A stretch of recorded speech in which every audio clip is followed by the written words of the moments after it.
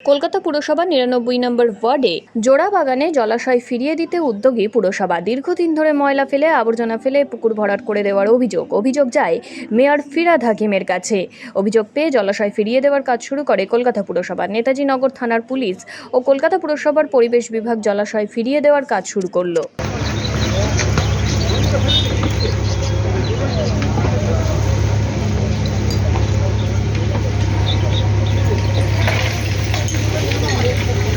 অরূপ ভৌমিক।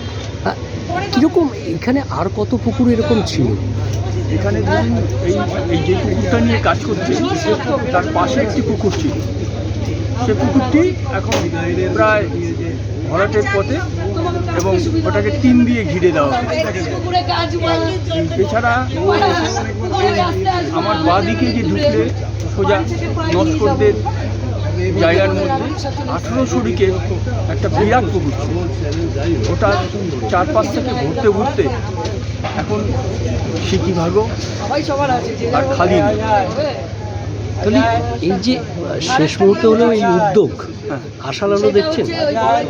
উদ্যোগ এটা যদি কন্টিনিউয়াস চলে তাহলে ভবিষ্যতে কিন্তু প্রমোটাররা বা যারা আছেন তারা ভয় পাবে যে এই পুকুর ভরাট করে কিন্তু আমাদের এই অসৎ কার্যসিদ্ধি করা যাবে না।